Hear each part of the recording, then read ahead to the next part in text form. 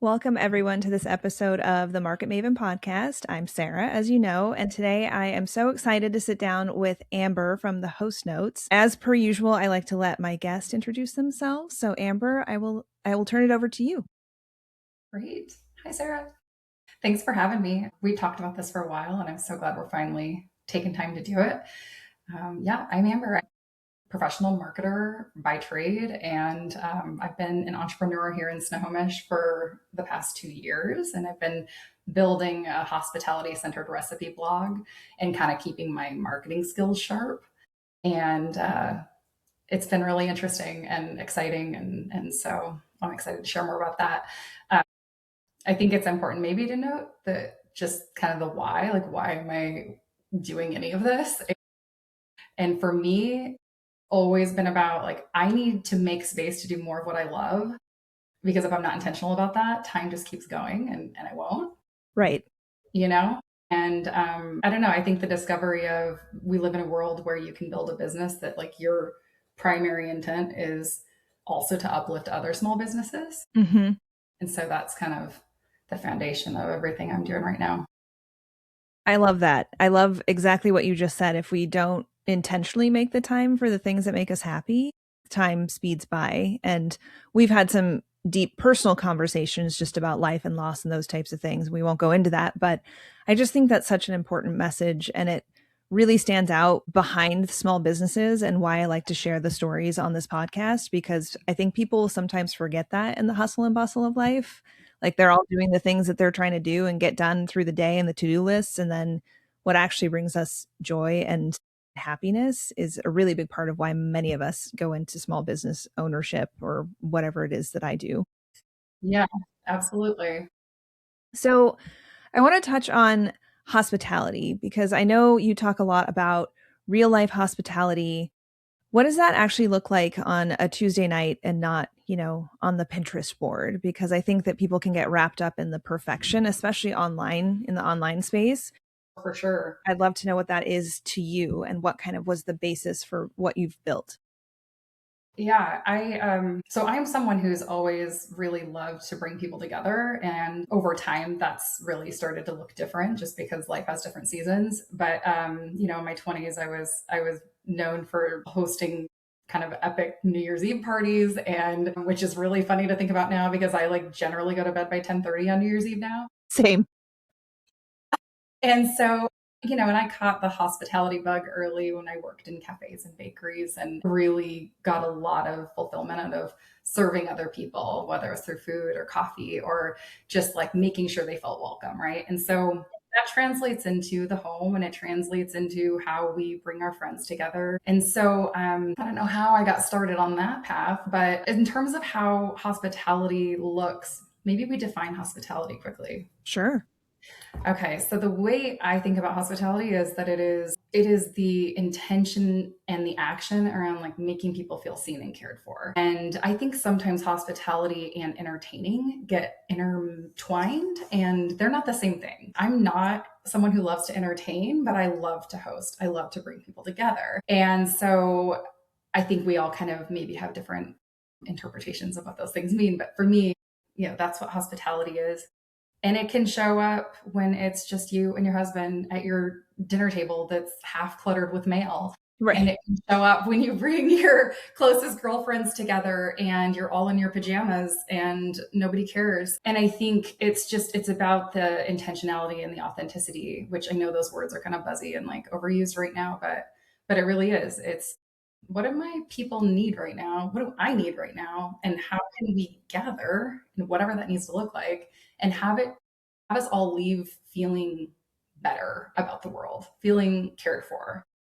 So for us on a Tuesday night, which I talk a lot about lighting the candle, like put a candle on your table. I don't care if it's like scented from like TJ Maxx or if it's a nice taper candle in a vintage, holder. Yeah. Whatever you have, put it on your table and light it on Tuesday night while you're eating takeout pizza. It will change the vibe, right? And that's all it takes sometimes, just like a little moment, like to slow you down. I love that. I love that so much. Yeah. So what else does that mean? Because I know you've touched on, there's so many things. to unpack in that statement, which I love. And that's why we connected, I think, so well. Sarah, I'm a rambler. And that's Okay. okay. It I love that you said that it's about hosting versus entertaining, because I don't think I thought until this very moment when you said it, even though we have had conversations and we did prepare for this podcast, I also like having people over and like feeding them and showing them a warm, welcoming home without the pressure of it being clean and perfect and everything matching and all that kind of stuff. So I Totally. love that so much. And I think that that is so much more accessible to people nowadays because it doesn't have to be. I mean, we've seen the TikTok trends like have your friends over even if the floors are dirty, those types of Yep. things. We've also 100%. seen the, movement towards like going to Target together and doing your shopping together because that's what we have time for versus this whole ornate, elaborate, like wine event type of a thing. So, what Yeah. are some of your favorite, like, good hosting moments? And what do those mean to you right now versus maybe when you first started? My favorite hosting moments. Okay, this is going to be I think I'm rare in this way. I actually really prefer last minute hosting because I don't have time to overthink it. True. So like if I have a friend who's like, "Hey, are you around? Can I stop in?" I'm like, my house is not ready for that. But also, this is what I'm preaching, so I guess I better practice it, and so I'll do like what I call my minimum viable tidy up, which comes from corporate and is nerdy, but like the MVP, what is minimum viable here? And I'm like, go around, I straighten out the shoes, I make sure that we don't have golden retriever hair in every corner of the flooring. They've got a place to sit that doesn't have a stack of mail right in front of them. And I'm like, all right, we're good, I think. As long as they don't want to go upstairs into the laundry area, we're all right. Right. But, and then it's like, it's so less pressure to me where I'm like, okay, what can I expect? I mean, this is last minute, whatever. And then one of my tricks is I just always have like something crunchy, something cheesy, something pickly. Hmm. And I put that on a board and I try to make it look nice, but like I'll put it out and maybe some sparkling water or a little wine, depending. And it's like, it's just a gesture and it doesn't have to be, it can be Ritz crackers for goodness sake. It doesn't have Hmm. to be, the creme de la creme all the time. And the balance actually feels good to people. Absolutely. I love that because I feel like that's how it used to be way back when, when Yeah. somebody would pop by and, if you were in the UK, it was let me put on a pot of tea. And that was all that was necessary. And maybe some biscuits, that's all that was really necessary. And I say necessary with air quotes around it, but we've just gotten away from that because everything has to be Pinterest or Instagram worthy. And that's just, I don't think anybody expects that, but somehow we all feel like that's what happens. Well, we expect it from ourselves, but we don't expect it from our host, which I think is such a strange, like, dichotomy of belief. Like, why do we put that pressure on ourselves? Hmm. It's Yeah. unnecessary. But yeah, I also think it's kind of a nuanced thing of like wanting to do something subtle to make people feel cared for, even if it's last minute or even if it's like all you can do right now. But also, it doesn't have to be perfect, right? It's this gray area, which we don't do well in our culture. Hmm. It's all or nothing, right? It's Yeah. you're either this or you're that. And it's Yep. like, no, actually, no. Yeah. And one of the things, this is side note, this is my little thing that I do is I always have a drawer that I like collect napkins as I see them at like TJ Maxx or whatever, as they come out with their seasonality stuff. And Like the little cocktail napkin yeah, type thing. yeah. Or even the bigger ones that I find like at a garage sale sometimes that there's packages of them or whatever. And I just have those. And when people come over, even if it's just a big crock pot full of chili and I'm letting everybody dish themselves up, I put like the special napkins out and it kind of Yeah. feels just a little more special. Totally, Yeah, totally. And I'm not a huge seasonal decorator, which also surprises people because all of the assumptions about entertaining and hosting. right. I just don't like to collect that much stuff. And I'm really big on just maybe a seasonal cocktail napkin is about as far as I'll go with that. But because I think they're so cute too. They Like, who are. doesn't love those? And then just putting out some seasonal flowers, pay $7 at Trader Joe's and have a tiny vase of flowers out that feels representative of the season. Like, boom, we're done. I'm not getting too precious on this. Like, nobody has time for that. Yeah, yeah. Yeah, so interesting. Well, talking about seasonal flowers, I want to jump into hospitality and kind of our local food and farm connection. That's some of what you and I are working on, more to come on that. And we're actually leaving this to go record some fun stuff afterwards, too. But how do you feel like the intersection between hospitality and the local food systems works for you? Like, what does that also mean to you? And how do you bring it into your business with the host notes? So in terms of like sourcing ingredients for recipes and things like that, is that kind of what you want to touch on? Or All, any of it, whatever resonates. yeah, I think food is inherently a little bit political, and you know that better than I do. And I think that I just I think that my effort is to encourage people to source local when they can, Mhm. but also, again, not all or nothing. We do what we can do, and when we can do more, we do more. And but there's this conflict between gourmet, like in season premium ingredients, right, and what's actually attainable for the average American household, or like, well, you know, in our community even. And I think for our family, for sure, it's a balance. I mean, we shop the market, the farmers market, whenever possible. And of course, we know that runs May to October, kicking off May 7th. Little shout out there. Can you tell I'm excited? But when it's off season, I feel it. And I think a lot of other people do too. For But we'll get sure. into that. So when the market's not operating, that makes it a little more challenging to source local. You really have to go out of your way and go directly to like a farm. And if they do a CSA for the winter months, some of them do, some of them don't. And oftentimes people can feel like that's unsustainable or unattainable because it's a higher price point. You know, you're getting food that's been pulled from the ground by a human oftentimes, and this is their life's work. And it's much different than buying, you know, a head of broccoli at Costco that, sorry, 7 heads of broccoli at Costco. Right. You can't just buy one thing. But, you know, and that's gone through heavy processing and storage and transportation and all the things. And yet when we look at our bottom line or household budgets, it's sometimes hard to justify the price difference. And so again, I think it's really just like looking at your unique circumstance and going, okay, what's feasible for me right now? What can I do? And not feeling guilty that you can't do it all. Yeah. Yeah. Like maybe you source one thing from the market each week, right? And Mhm. great. If you can do more, great. Anyway, so that's, I guess, one piece of that. Yeah, and I also think that people often make some assumptions about farmers market pricing without looking at like the behind the scenes, not so much behind the scenes like the work, but I hear people say like, "Oh, the farmers market's too expensive. I can just get it cheaper at Walmart."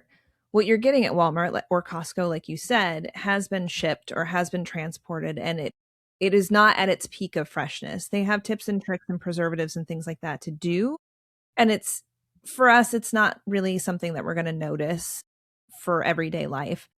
But when you're Sure. buying from the farmer's market, hands touched that food that was on the vine or the tree or in the ground that morning, and you're getting it at its peak freshness. And so, therefore, there Peak is a good flavor, chance. by the way. What's that? Peak flavor, by the way, right? I Yeah. mean, Yeah.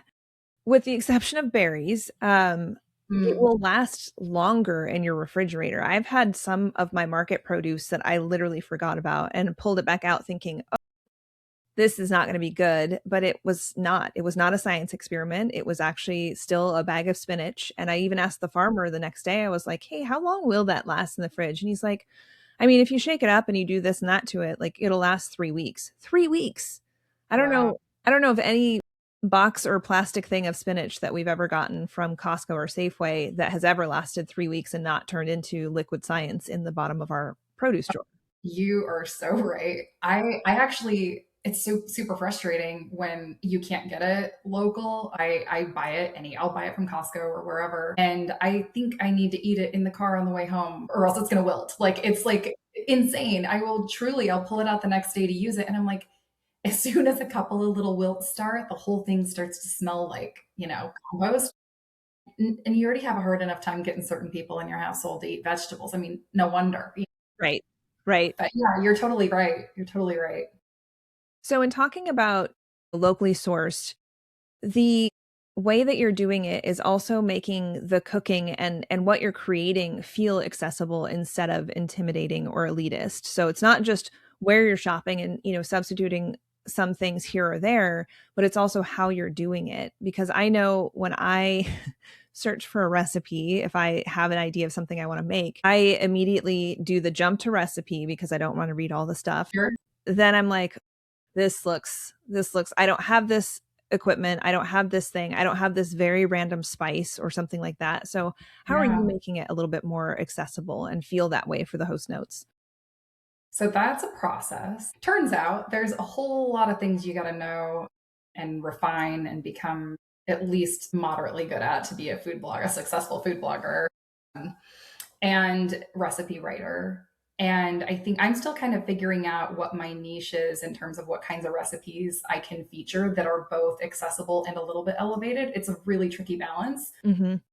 But I try to focus again, like, I don't know, 85, 90% of the ingredients are something you have in your pantry if I'm baking something, for example.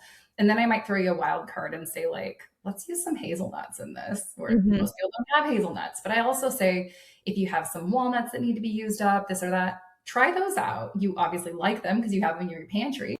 And there's no need to rush out and spend whatever on an ingredient that you're not going to use for anything else. So Mm-hmm. I try to offer substitutions and knowing that it will change the end product, but that maybe that's okay and it's still going to be delicious. It'll just be like a different variation of the thing. So that's one way. Because I do think I'm learning that I'm not really writing for me. Like, I'm not my ideal audience, which is tricky. And like, people often do this where it's like, actually, no, like, I'm writing for the person who's like maybe a couple of stages behind me in their cooking journey. So if I'm like, pull out two KitchenAid mixers and place them side by side, sorry, I am a little nuts with the kitchen stuff. I do have two KitchenAid mixers, but that's a different story for a different day. That's crazy. Like most households don't have one, no less two, and so we have to consider like the time that it's going to take with the equipment that they likely have in their kitchen. And if they don't have a stand mixer, guess what? You can use a handheld mixer. You can even use a whisk. Just know it'll impact the time that it takes to do it. Sure, Right? sure. Yeah, I like that. yeah, but it's tricky. What are some of the gateway recipes or ingredients people can start with from the farmer's market? Like you said earlier, just switching one thing. And we're going to work on that as far as the Mhm. campaign for marketing for the farmer's market. But what is like a good gateway, simple or accessible recipe or ingredient that you love to share? Okay. And this is going to be a little bit not everybody loves just like straight up greens. And when I say greens, I mean like broccoli rabe or like Swiss chard or kale. And so I want to acknowledge that I'm already choosing a kind of polarizing ingredient. However, It's not tinned fish. hey, hey, I love tinned fish. We will talk about that maybe. It's really funny. Also polarizing. I think it's so interesting what you can do with a head of, we'll say like even like broccolini, right? And they've got those like long stems that you can dice up the stems of any of these types of greens and you can saute them in some olive oil or even butter if you're feeling, a little feisty. And a few very common spices. And it can become this just like very flavorful, like salad, if you will. Like you can serve it Mhm. warm room temperature, or you can serve it hot. You can poach an egg and put it on top, or fry an egg and put it on top, whatever you're comfortable with, and just create something like really wholesome and nourishing and delicious. And you might surprise yourself. You might actually like kale if you do it that way. Who knows, right? It's kind of about being curious and being open when it comes to things like that. But yeah, I would just say that it's, I don't know, it's kind of fun to pick unexpected ingredients and just try them out if that's something that's interesting to you. Yeah. But Yeah, and I think that also asking the farmer, because chances are they eat what they grow. So you could just say, "What is this?" And they're going to be happy to tell you. They're not going to look at you like you're dumb because they know that not everybody knows. And then totally, what's a great way that you like to prepare this? And they're going to give you probably a couple if you've got a minute or two, and they're going sure. to give you some very accessible because they don't have time to cook these elaborate meals in the summertime when this is all at peak season. So that's another great Sure. way to invest a little bit of time with the farmer. Yeah, I really love that. And I think being willing to not know and just ask the questions, and you always will learn more than you expect when you talk to these producers and these farmers. They're so wildly knowledgeable. And yeah, I think that's a really great tip. Yeah, and I know, like, going back to berries, which I know is everybody's favorite, it's pretty much the easiest thing to get people to try. The berry farmers have been bringing a lot of different things. It's not just your strawberries, blackberries, blueberries, raspberries. They'll have Mm, berries. They have Hayton Farms has these little kiwi, like, watermelon kiwi berries. berries. Yeah, they're so good. Ground cherries are like a cross between different things. Like, just try, and they will give you a sample so you can try it, and oftentimes you're like, "Wow, this is a really interesting flavor." Right. That's how I Yeah. discovered K-berries. Also, not being afraid to say, hey, can I taste this? Mhm. I'm really interested in, yeah, what this might be like. Yeah. So we're gonna jump ahead now to entrepreneurship and, the honest version. That's kind of what I do here. It's the honest version. What has been harder about owning your business than you expected? I have a list. Same. And and so I'm about 2 years in now, right? So I've got some scrapes and bruises. I've got some success stories. I feel like I'm earning my keep a little bit. One of the things is that it can be really isolating, Mhm. and especially when you're like building a plane while you're flying it, which is what I've been doing, and a lot of us do. And I'm figuring it out as you go.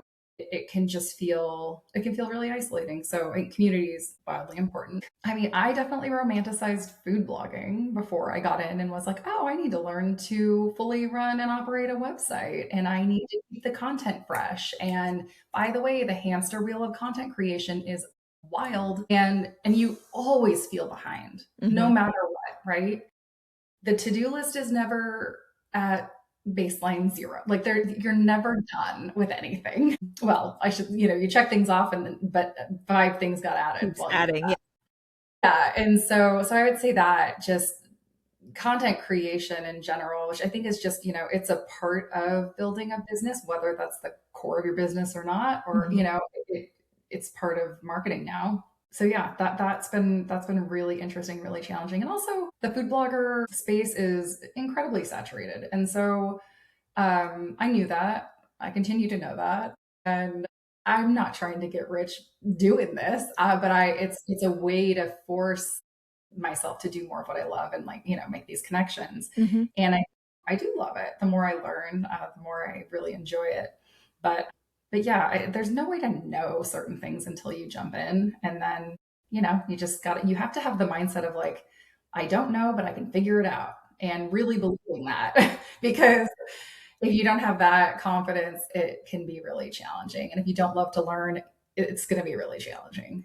Yeah, I mean, ask me how I started working in farmers market business, from fashion design degree to farmers market Right? management. I don't know Yeah. anything about this. Right. Right. Totally. I also think that pivot, my identity was really intertwined with my career before I shifted gears a couple of years ago to full time doing the host notes and some consulting.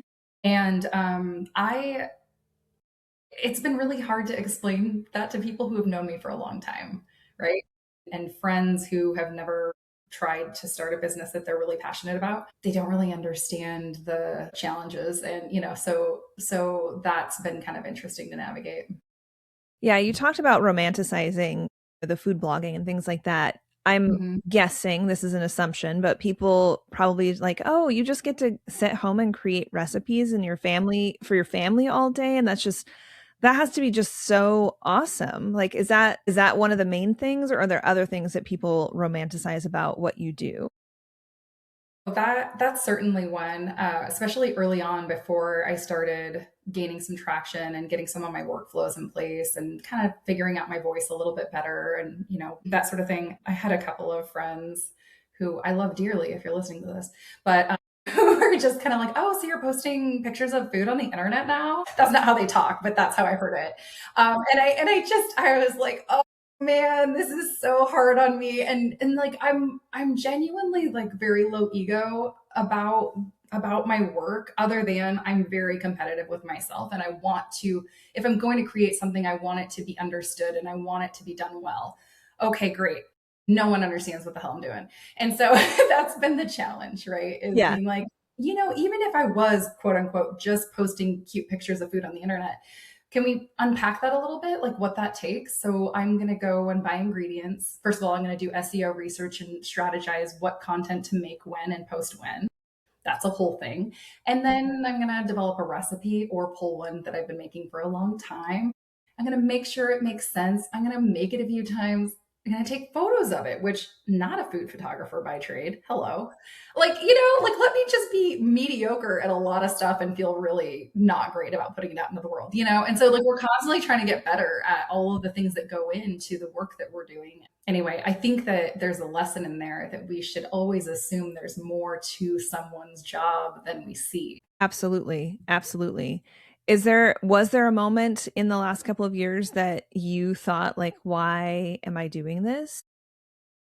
I mean, every other day I have a moment. Same. They're actually less and less, and they're shorter, right? Like I used to have weeks where I was like, "Ugh, what have I gotten into? This is insane." And then I go, I'll meet someone who has a perspective on a tool or who knows, right? A practice. And I'm like, okay, that solves for that mystery. And, you know, so it's really, again, like trusting in the process a little bit, trusting in myself to be able to figure it out. But certainly, I mean, I think you and I talked one day that, yeah, it's vulnerable to put your heart into your work and then for the world to see it. I could go to a job where no one ever sees anything that I do, and I did that for 15 years.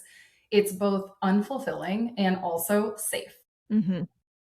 I Yeah, mean, it's not public. It's not, people don't just get to randomly stumble upon it and go like, I've seen better, which that's the reality of the work that I'm doing and some of the work that you're doing. for sure. Yeah, Mhm. the keyboard warriors come out in full force.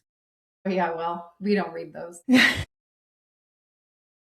On the flip side, did you have a moment that made you feel like, okay, this is exactly why I'm doing what I'm doing? Yeah.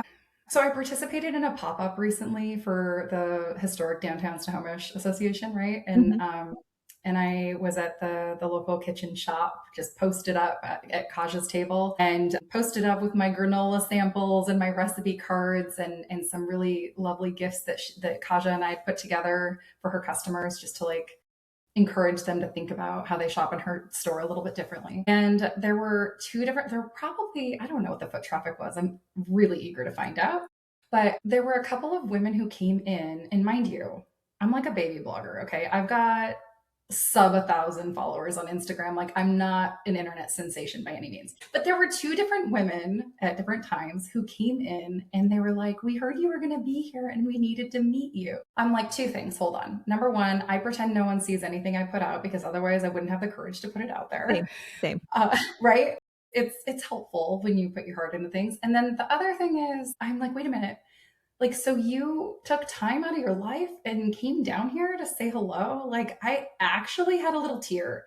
And that sounds corny, but like, they were like, "Oh, we just love that you do this in a way that is like, it's not too fancy, but it makes me think about how I can create a little magic in my house?" And I'm like, hell yeah, that's why I'm doing this. Yeah, And that gets you through moments where you're like, wow, look at all this effort I'm putting in, and it's invisible for the most part. And I hope I'm connecting to people, but it's hard to know sometimes, yeah, you know? yeah, for Yeah. sure. Okay, talking about collaboration, moving into the next kind of series of questions. Sure.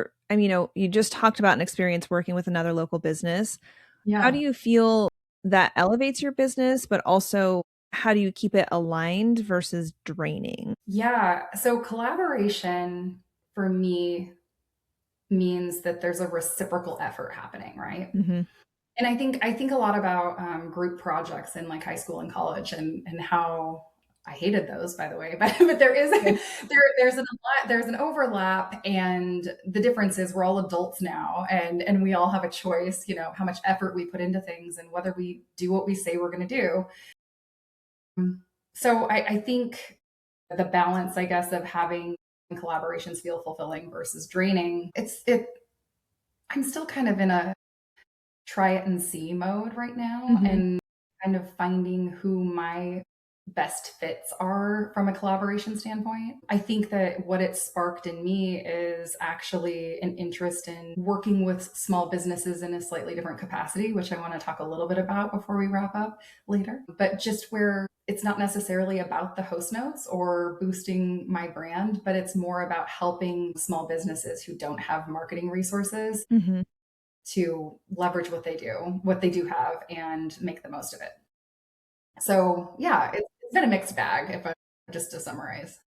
I think that it's a mixed bag. I mean, I remember when I first started my business, which was created for like the social media for small business realm when Facebook for business was just becoming a thing. And I remember Yeah, saying yes to so many different things, regardless of if like, did I want to work with a company that made 3D printed stuff for like holstering your gun? I was like, no, but do I need to pay the bills? And is this a learning opportunity? Can I be curious? Right. totally. And then ultimately, there were some clients that like just kind of fell off the radar because, it didn't align for either one of us. But I think saying yes and seeing what fits early on is just one of the most integral learning processes of having a small business and knowing where it's going to go. I think Yeah, even some of the situations where you're like, "Ugh, that wasn't awesome," helps you learn next time maybe to have a little bit more like I hate the word boundaries, but having more boundaries around it or have a better understanding. I know some of my other friends have gotten into places where they're like, wow, I really need to have a contract now because this is how I got burned in this situation. So I'm yeah, moving sure. forward. You just keep elevating that experience for yourself and your own business. Yeah, and inherently then for the people you work with, because I think clarity is the ultimate kindness.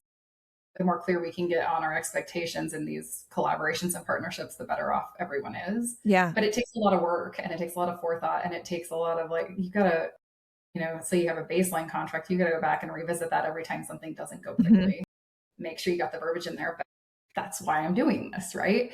So yeah, it's interesting. It's a mixed bag, and we can't say yes to everything. We got to stop that at some point. For sure, for sure. I was in that cycle for a little bit and then I was like, I can't keep this up. Yeah, yeah. I'm in that cycle, but like I've stopped, but I'm still doing, some of the things that were, yeah, before I had this realization. So the last kind of topic in this section of our questions is what are some of the frustrations that come with the support local culture? Because we're talking about collaborating with other businesses, we're talking about the farmers market, and obviously we're both big, advocates for these. But do you find that support local, quote unquote, can also be a negative connotation or kind of feed into that elitist mentality where you're almost shunned if somebody catches you coming out of Costco on a random Tuesday? I think that comes back to the fallacy of all or nothing. Mhm. And also, like, I mean, I hope to influence over time that mindset a little bit and help people understand that this middle ground is very acceptable and very common. But I can't control how other people perceive, right? All I can do is authentically carry on, and I'm pretty transparent about the balance that I seek. But I think as soon as we start talking about sourcing local with the intent of shaming someone else, we're doing it wrong. Yeah, And agreed. I want to stay away from that 100%. I think it's an unfair expectation at any point, like for us to take our own values and project them on other people. We don't know their story. We don't know their background. We don't know their finances or all the things that go into how we shop, how we consume goods. So I think we've got to be a little more gracious in that way. But I love local business because, and I think you and I have this in common, I believe it's the heart of all culture. It's getting harder and harder for people to start and sustain a small business. And so if I can support that in favor of keeping culture alive, I'm doing that. Yeah. Yeah. But that's my value system. And I would love to show people and like shine a light on that value system and go like, you too could participate in this. However, it's not my judgment or my place to like, assess whether someone's doing it right. Mm-hmm. Yeah. Yeah. Well, speaking of local businesses and where we're both headed after this episode, we are collaborating. The Snohomish Farmers Market is collaborating with Snohomish Film Company and the Host Notes to kind of bring a more storytelling angle to our marketing for the market this year. What excites you about working with the film company, Snohomish Film Company, at the market this season? And why do you think these stories matter when it comes to local food and small businesses? So many things in there. I'll tell you what excites me. So, one, Brian and Sam of Snohomish Film Company are two of the most authentic storytellers I've come across. Mm-hmm.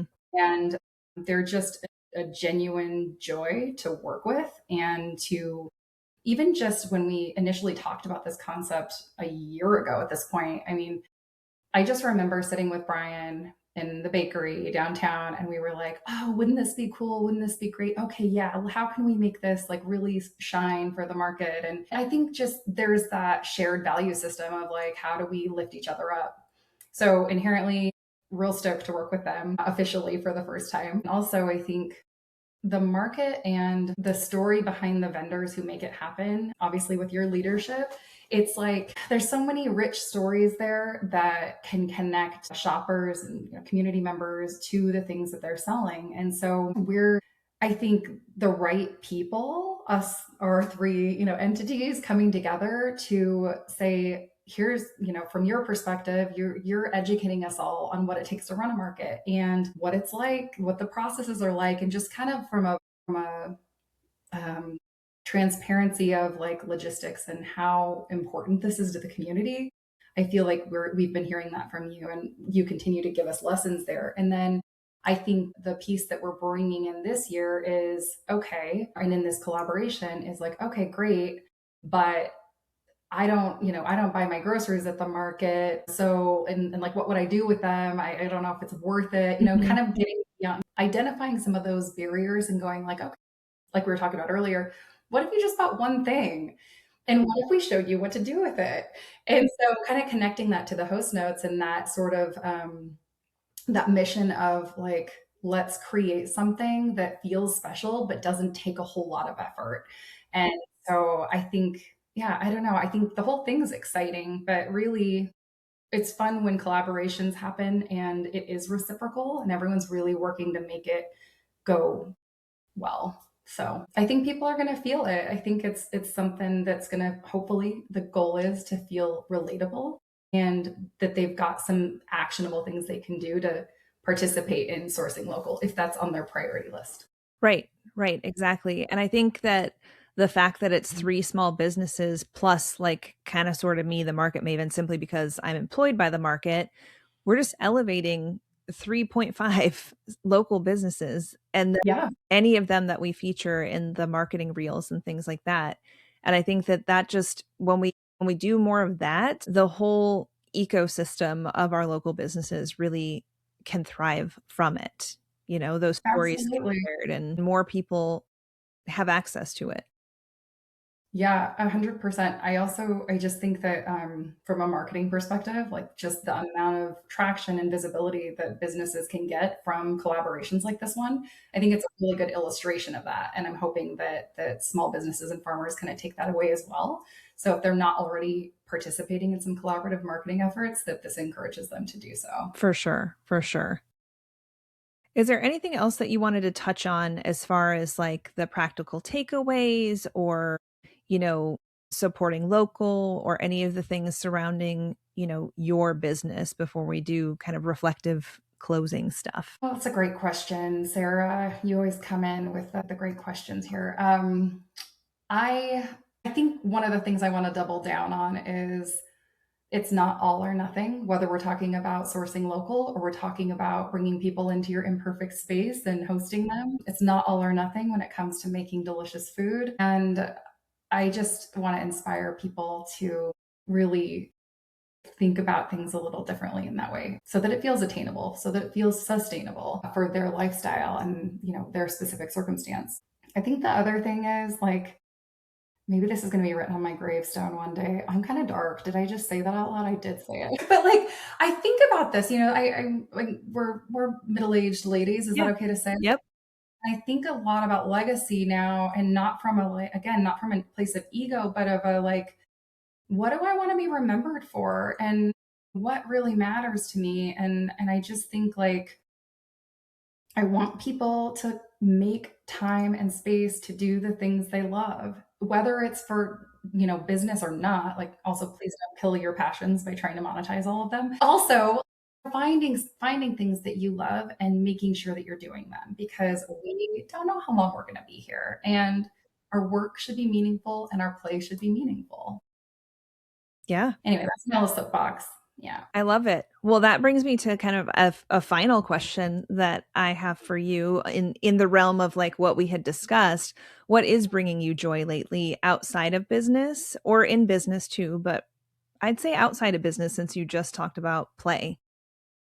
Yeah, outside of business, I love to be outside. And the more I can do that and get away from screens, the better I feel. So I'll go with that. There are a lot of little things bringing me joy right now, but I don't know. Also, maybe just the space to slow down and notice those things. Mhm. That in itself is a real gift. So, It is. yeah. Yeah. Can I ask you the same question? What's bringing me joy? Yeah. Yeah, I think also that transition from kind of the doldrums of the Pacific Northwest winter, which I don't mind. I actually don't mind rainy days, but I will be less likely to go outside in them. We Yep. cleaned up our outdoor kind of patio space in the last couple of weeks and just sitting there and listening to the birds and, watching my dogs do all of the sniffing in the morning and just being like drinking my coffee outside is really, really nice.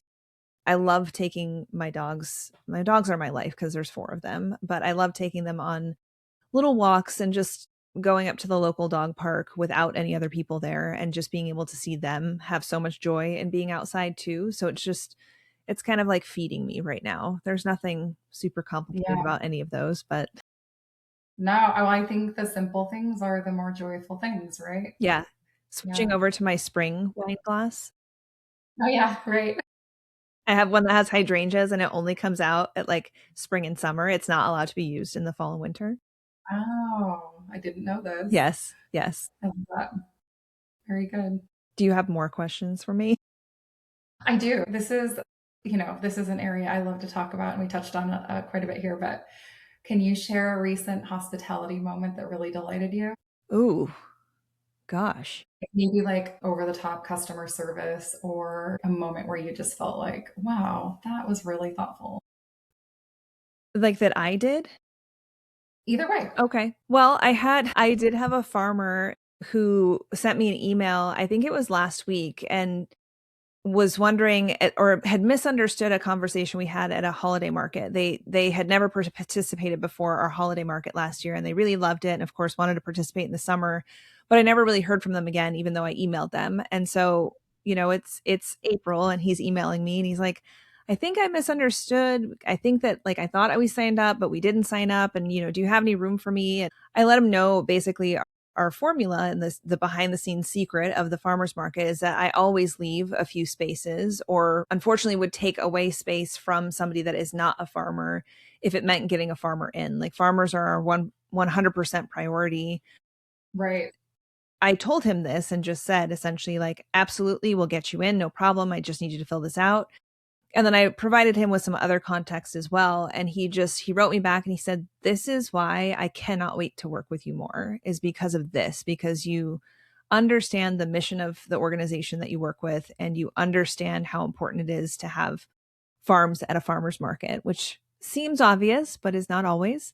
So that just meant a lot to me. It made me feel seen. And I think like you touched on earlier, all this stuff behind the scenes, like I'm not a photographer, I'm not a graphic artist, I'm not any of these things, but I'm just plugging away at them the best I can in order to bring Right. people to this experience. So that made me feel very special.